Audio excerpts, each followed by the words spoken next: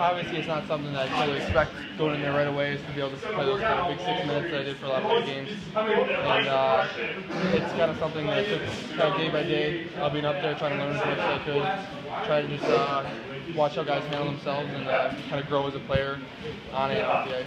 When you're thrust into a role like that, not only in the NHL, but on the top line and things like that, what do you do to prevent yourself from getting nervous? I mean, you say, okay, here I'm just going to go out and do it?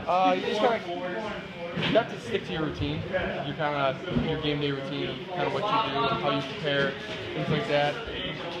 Obviously, maybe the first shift or two, you're a little bit nervous out there playing with guys like Crosby and Malkin, but then you kind of just realize that you're just playing hockey again, you're just playing at a different level. And after that, the confidence starts to grow, you end up making more plays and making more things happen.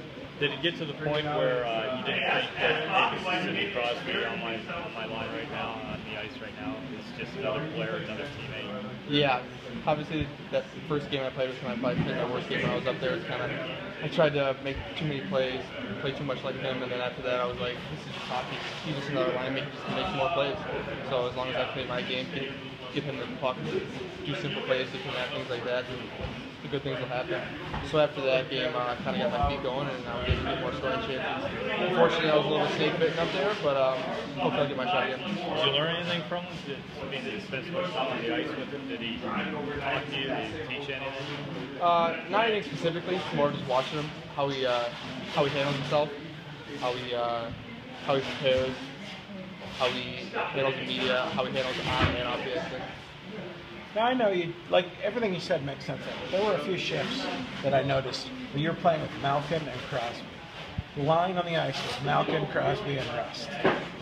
Does that sink in for a minute, or is it just another shift and you got to do what you got to do? Kind of when you hear it on the bench a little bit, you're kind of like, what did coach say? And things like that. But you just kind of just, in the heat of the moment, the heat of the game, you kind of focus on just playing your game, but then you kind of, after the game, as you start to settle down with it, you're like, wow, I played with those two on a few shifts, so I was able to make a few things happen, so I was pleased with how that went. Yeah, a lot of your game is based on your speed. When you take that step up to the other level, where you know the game's going to be faster, the players are going to be faster, how big a deal was it to find out that your speed held up, it translated, you could skate with those guys? It was obviously something that I might have been a little bit nervous about going in there at first, is if my speed was going to still be a factor, and it ended up still being a factor on the forecheck and off the rush and kind of pushing D back. And but the biggest thing that I noticed about up there was the transition game. As soon as there's a turnover, puck's going the other way fast, and you got to stop and you got to sprint. You got to sprint the other way, and that's kind of, I'd say that's probably the biggest difference between you. So you're confident that you can keep up with him. Your skating is fast enough. It's maybe your thinking that needs to be faster. Not you in particular. Yeah, but when guys go up. Yeah, but definitely the game might not be as physical at times in the NHL because guys are always in the right position. Yeah. They got right sticks. They're making the right plays. Things like that. Maybe down here, guys will try to hit some people a little more, and they're a little more out of position. But that's definitely something that you definitely have to think the game faster, and you're going to have to make those short, quick little plays just a step faster than everybody. Obviously, you don't get this far without having confidence in your abilities, but is this maybe even a little quicker than you expected?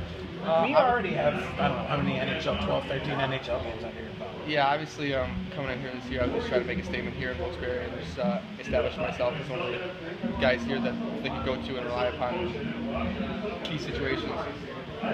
Obviously, coming in here this year, I wasn't regarded as too much of an offensive guy. I wasn't seen as that type of guy, but I think I've opened some eyes in that regard. I want to keep that going without sacrificing any defensive play.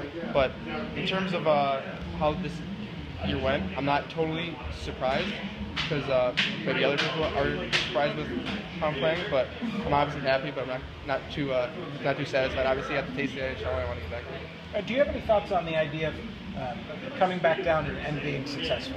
It's not as easy as it sounds. No, it's definitely, obviously I don't know firsthand quite yet, right. But talking to guys like Megna and Dumoulin and those guys and Harrington and Chorney and all those guys who've been up and back so many times, and TK, that it's almost even harder to kind of get your game going here because maybe you aren't as pumped up for games as you were in the NHL because I guess it's a quote-unquote step below, but there's still players here that could easily belong in the NHL, and it's definitely something that I have to keep in my mind heading into this weekend. I'm going to have to play as hard or even harder than I did up there in order to keep my success going.